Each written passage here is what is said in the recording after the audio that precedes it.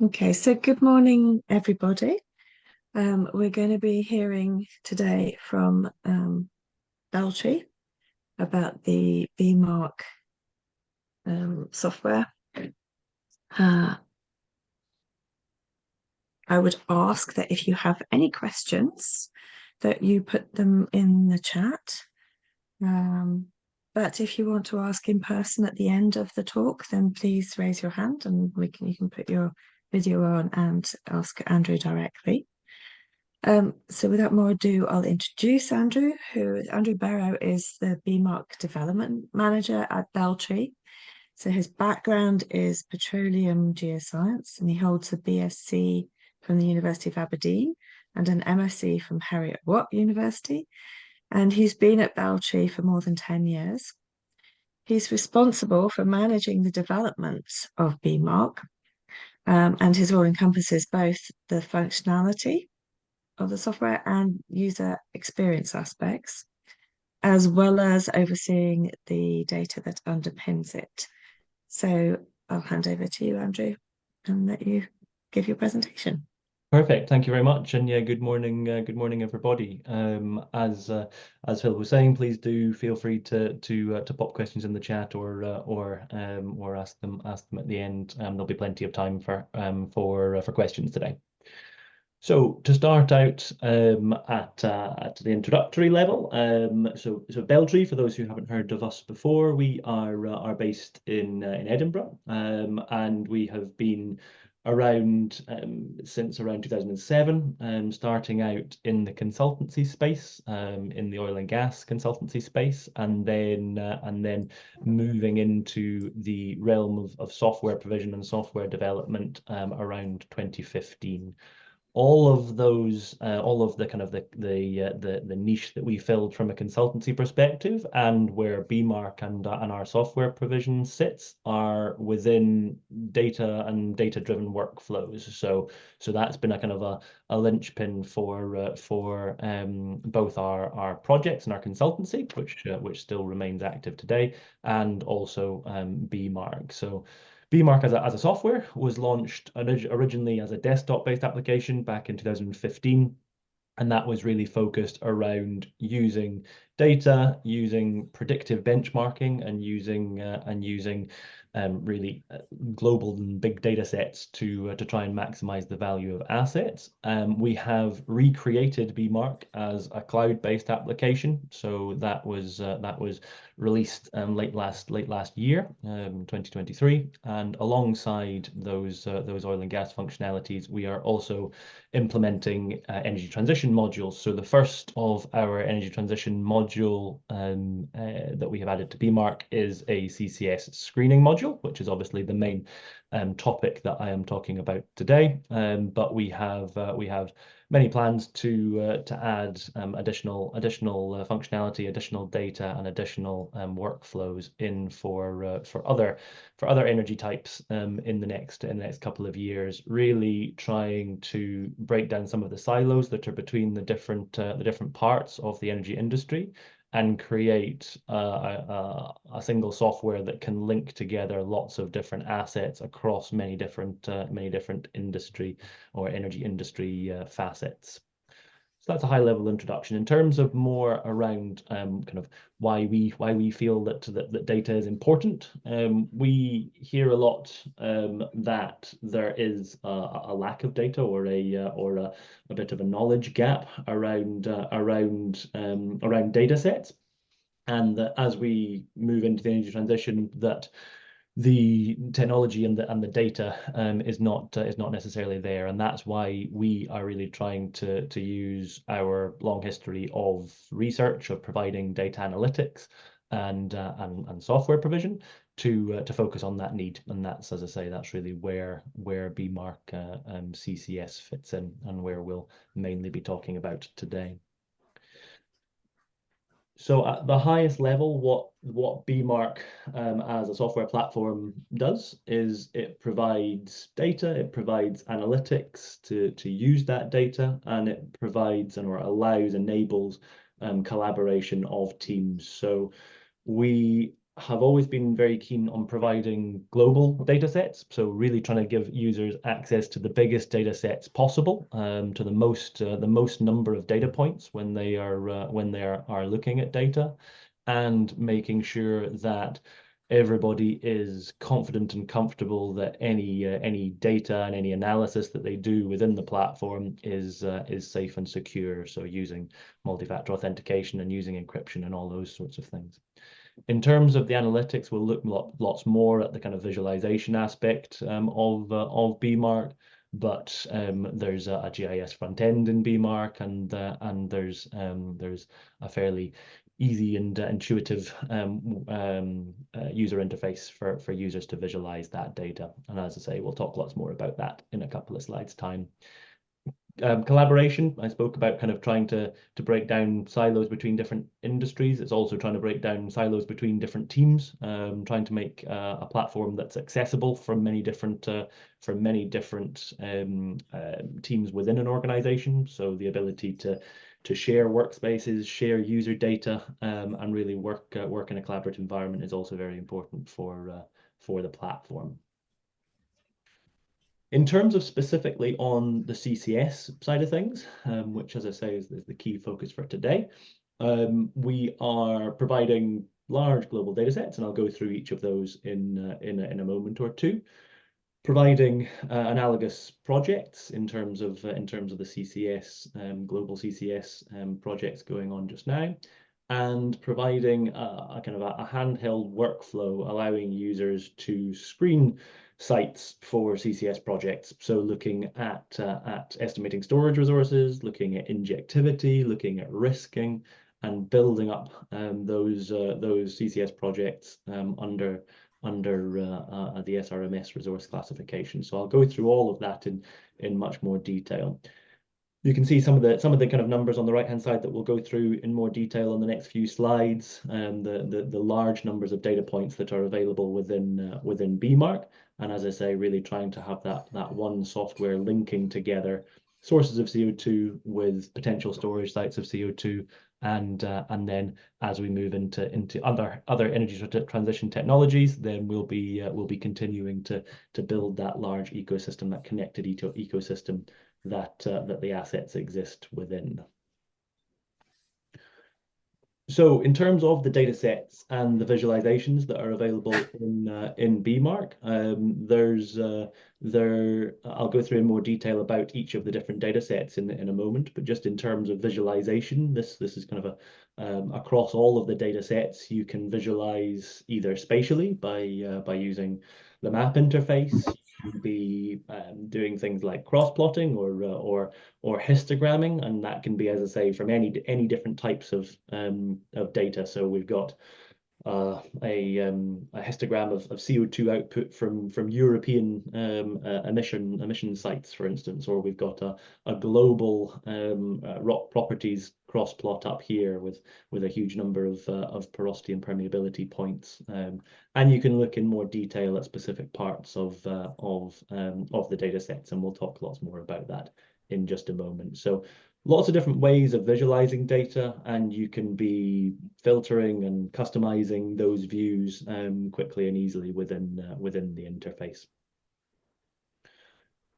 So in terms of the detail as to what those data sets consist of, we have four main data sets to talk about. The subsurface asset data set, which is the largest of these, consists of over 51,000 records around the world. That is a mixture of oil and gas assets and of aquifers.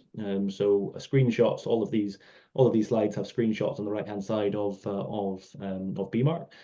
The blue dots showing the location of these 51,000 points around the world. Those 51,000 fields, reservoirs, aquifers, all contain a huge amount of data. I think it's 236 parameters that we have within the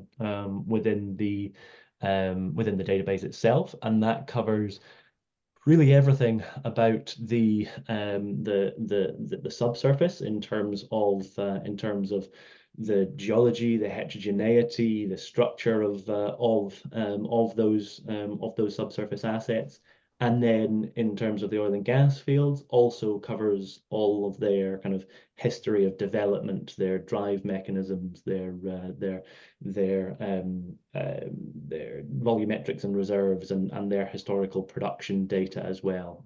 So a whole host of different parameters about assets that allow you to find analogous rocks to those that you are looking at. So you can find analogs from all over the world that might help you constrain your uncertainties or your understanding of what you're looking at. And also contains a huge amount of information in terms of the depleted field side of things, around things like well numbers and the age of those wells, and all of those critical important things that we need to know when looking at CCS projects and at risking, which we'll cover a little bit later in the slides.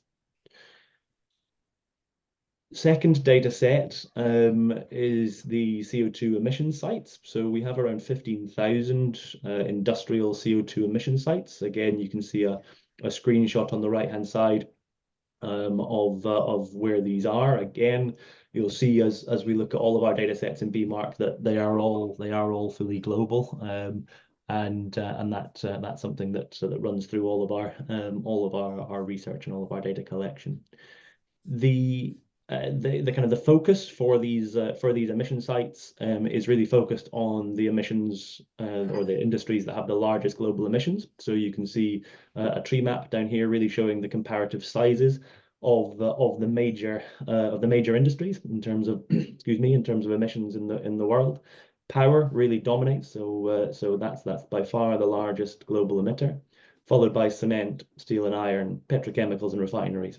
So those six industries, those six biggest industries, are kind of where we focus our initial data set of CO2 emission sites, and again they're all able to be visualized and interrogated within the software, just as we've seen previously. In terms of infrastructure, we have a data set of pipelines, and we have a data set of terminals. So that's LNG and oil terminals around the world. You can see lots of red squiggles and red dots, showing again that global coverage of data from everywhere. Facilities is an interesting one as to building up a data set based around facilities, where that may be particularly of use would be in things like electrification of operations, or in terms of facilities repurposing, and so we are actively talking to stakeholders about what sort of data they would find most useful in terms of facilities, and then that will guide us as to exactly where we go with our data collection around there. The other aspects that we're looking at in terms of infrastructure and adding in the next few months into bMark will consist of things like port information to understand the potential for shipping of CO2, and also offshore infrastructure such as electricity transmission or wind farm licenses, and trying to really create that system-wide approach to analyzing projects, rather than again siloing into only looking at one part. So lots to do in the infrastructure side of things. Last data set to talk about before we kind of jump into the workflow is the carbon capture and storage projects database that we have. So we have about 350 records in our CCS projects dataset. That is a mixture of current or past projects, and as everyone will be aware, a majority of them are planned projects for the next few decades. The types of information that we collect on those projects contains things like the sources of CO2, and then a characterization of the storage site. So that subsurface assets database that we spoke about a few slides ago, and really trying to categorize in a high level of detail that storage site. We list things like the transportation method to show whether that's kind of pipeline or ship, and then we also include kind of a lot more detail around a project in terms of the project contexts. But we'll have a look at that on the next slide. Carbon cost isn't an area that bMark focuses in on. However, we do have data on a kind of a total project cost from capture, transportation, storage, and long-term monitoring and verification. So a kind of a single value that has been associated with a project to look at carbon cost. Project context, as well as all of that data, and you can visualize and you can filter and you can interrogate that data just as you can with any of the other data sets that we've been talking about. But alongside that, you can also look at projects in more detail through our project context views. So this is just one example of what we call a project context or a project view. In this case, for the Bacton Thames Net Zero project in England, and you can see here that we bring together much more contextual information about a project. So we provide a description of the project, we talk about the development strategy of the project, and we also list things around the development. So whether there are barriers to the development, or whether there are enablers. So those barriers and enablers could be regulatory, if there is not regulation in place yet to allow CO2 injection in a country, then that's obviously a major barrier. Enablers might be financial. So if it's a project in the USA, then obviously the 45Q tax credit has been a massive enabler of projects there. If it is a CO2 EOR project, because we do include CO2 EOR alongside our pure CCS projects in our database, then obviously a large enabler is the uplift in recovery factor that's going to be achieved by that CCS project. So really just trying to give users a bit more of a broader understanding of projects, so that you can be looking for analogous projects, understanding other projects around the world in a bit more detail, visualizing things like project images. We often have a library of images that you can scroll through and look at for each of the projects. So a huge volume of data there. As I say, all of it is very easy to visualize, very easy to filter down and to kind of look at things that are particularly relevant for your projects. Find analogs either for your potential storage sites or for your projects, and really understand the system and look a bit more in detail at the wider system.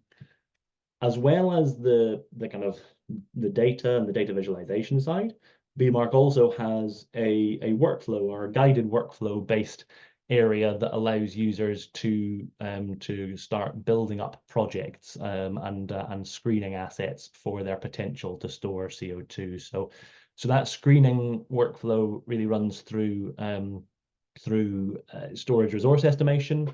It looks at injectivity potential and looks at so how much CO2 you're going to be able to hold, how much are you going to be able to get into the ground per year, and then it looks at risking, which is obviously a key element of projects. All of these are then brought together into a portfolio management section or a project management section, where you can have multiple different projects within the same workspace of bMark. So in terms of how this works, we have jumped into the subscriptions area of bMark rather than exploring the data, which is where we were on all of the previous slides. So the subscriptions area really gives you the guided workflows that bMark has within it.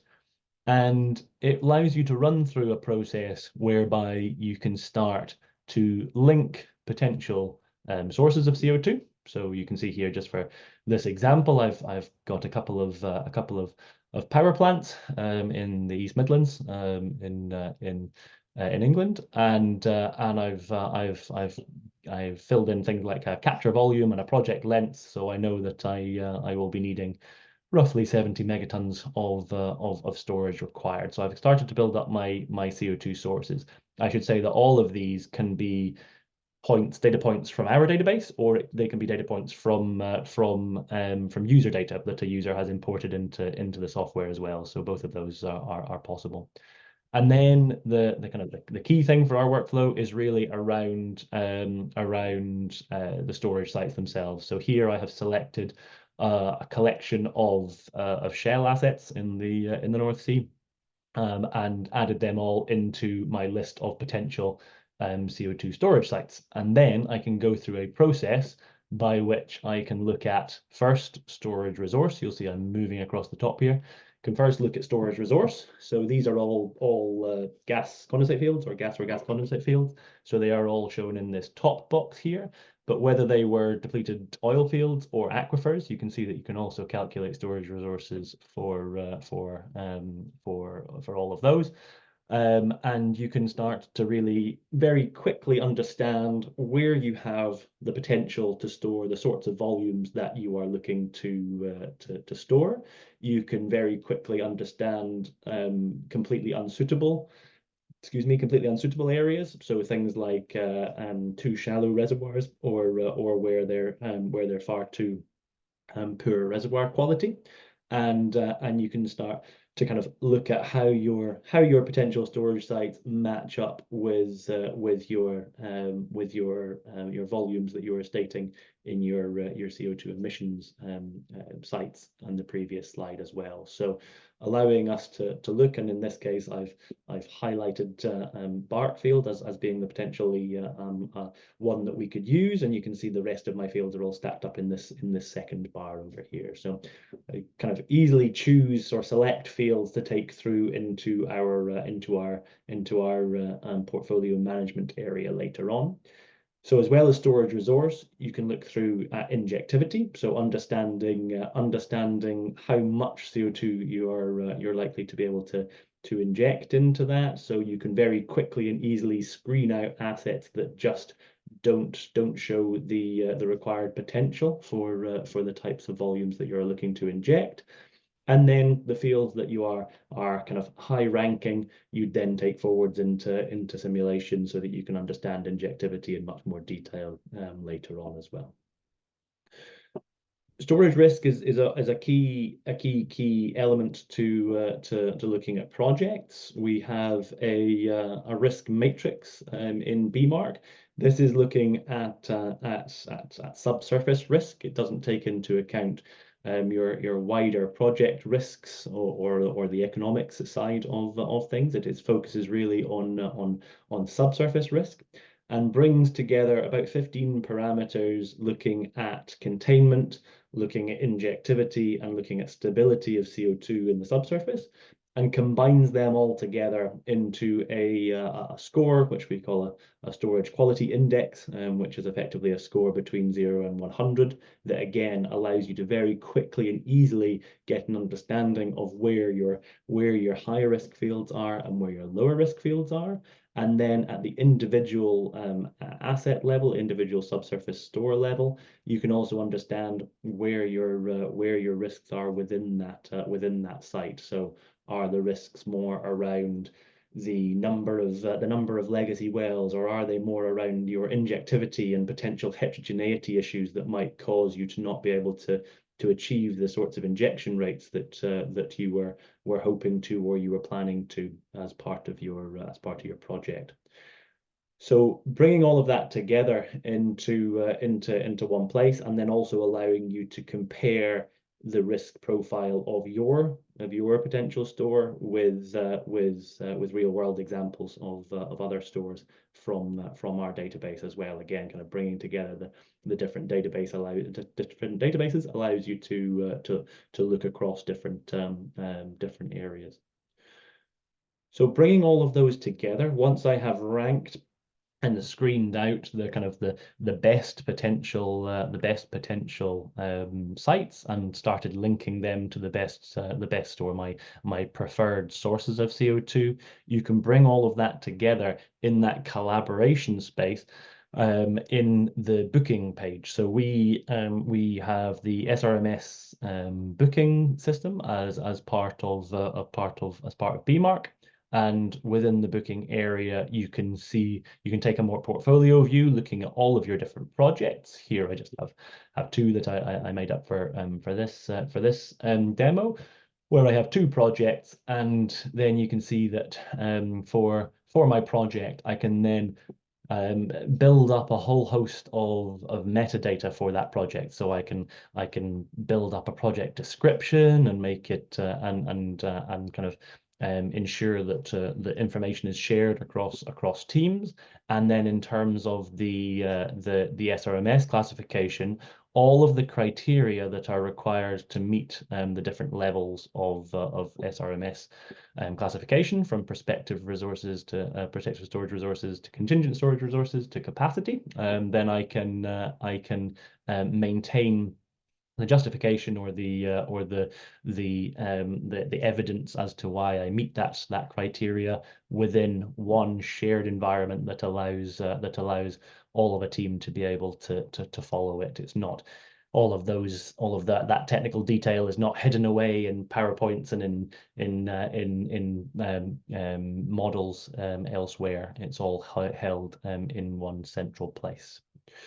So the screening workflow is kind of designed at that high level, quick look at a whole host of assets, allowing you to very quickly get an idea of where shows good potential and where does not show good potential, allowing you to focus the time and the effort on those best potential storage sites, and allow you to go really down the rabbit hole on those sites and look at them in much more detail.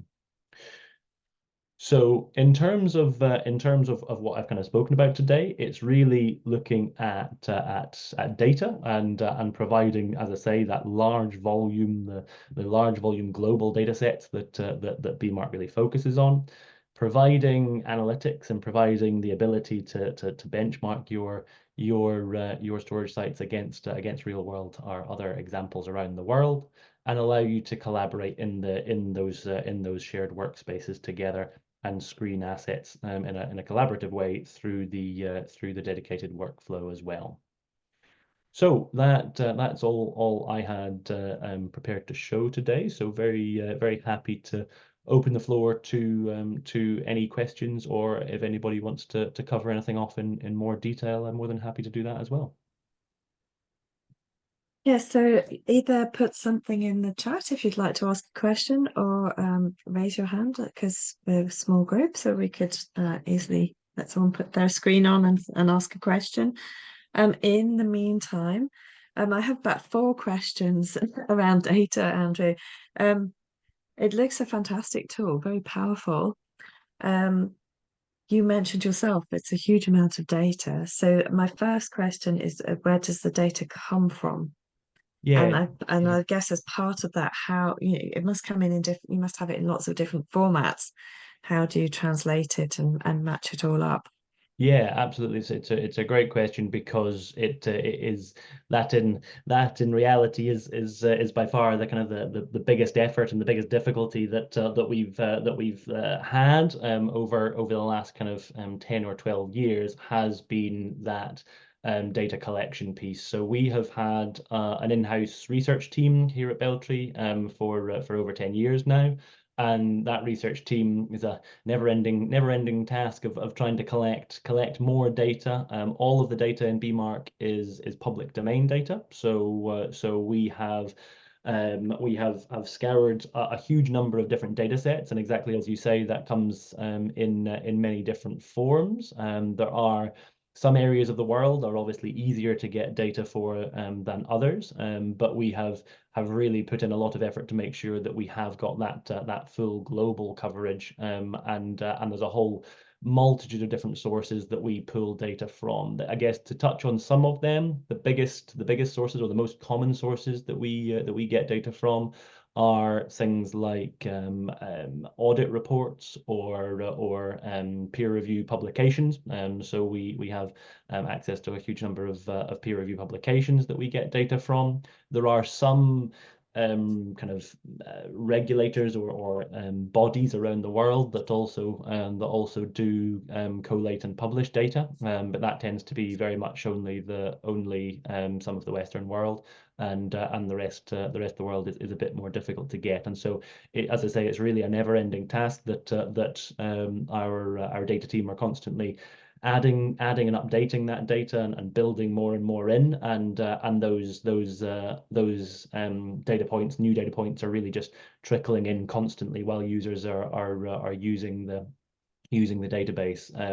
In the intro, yeah, as you said, I'd been here about just over 10 years. I think when I joined, I think the subsurface database was about 1,500 records long, and so a decade later, there's now a huge number of more rows and a huge number more columns, so a whole host of different parameters that we now collect, especially in the CCS space. We've really increased the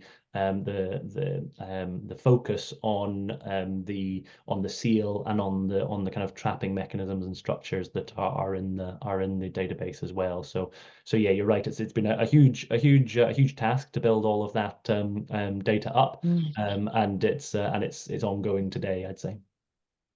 Yes. So, I mean, so you've sort of partially answered my next question, which was how to keep it up to date. Yeah. So yeah, with a lot of work, I guess is the answer. Yes. So Yes. it's yeah, the trying to keep everything up to date is a huge task, and that's everything from things like our project context that I was showing earlier on, where obviously that's a kind of a moving feast, because those projects are developing in real time, and then things like historic oil and gas production and injection data. We're kind of keen to try and utilize the learnings and the understandings that we can get from historical injection or historical production, and understand the kind of the potential use case for that in injecting CO2 into the same or similar rocks, and really trying to utilize that data set. And so there's a whole pile of work to keep that historical production and injection data up to date as well. So yeah, it's a big task. Yes, yes, it is. It's a huge task, and you're going to look at the offshore in terms of infrastructure in more detail as well, which is going to be huge. So I think too. Then I had a question around. You mentioned that it's all public domain information. Do Mm. you get any private companies, volunteering information, or you mentioned that you can upload your own data when you were talking about the emissions? Is that something that companies can do Yeah, it's a really at important any stage? Yeah, it's a really important point, that, because it's whilst anybody that uses bMark can import data, and that can be subsurface information, it can be emissions information, it can be CCS projects information. Any data that anybody imports into bMark, that is all kind of held very much on a dedicated database specifically for that client. That data does not get shared with us or any other users of bMark, and so that data very much remains only yours, and you can share it with your colleagues, but not outside of your organization. So we kind of don't get any of that data, and we also generally don't have agreements. Lots of other kind of data providers will have agreements with some of their users, where you can where they have a data sharing agreement. We don't really do any of that. All of the data in bMark has has been kind of gathered by us. And the main reason, or a key reason as to why we want to do that, is that we're always very happy to share exactly where any bit of information from within the databases came from. And so we can be sending a peer-reviewed journal paper, or we can be sending a link to the specific regulator page that we got a bit of information from, etc. It just makes it very auditable and allows users to really have confidence in the data set. Okay, so that's my questions. Does anyone in the audience have anything they want to ask? Just raise your hand if you do. Okay. Well, if not, if anything occurs to you, I'm sure you can get in touch with Andrew at another point. There's a contact. There was a contact email on the PowerPoint. So thank you very, very much, Andrew, for presenting. That was very interesting. As I said, the recording will be on the NECCUS Knowledge channel. So if anyone wasn't able to come today, a colleague wasn't able to come today, please share the link when it comes out. Otherwise, thank you very much to the attendees as well, and thank you to Andrew for his presentation. Great, thank you very much, everybody. And yeah, and I'll just echo, please do get in touch if there's anything that comes to mind after the session today.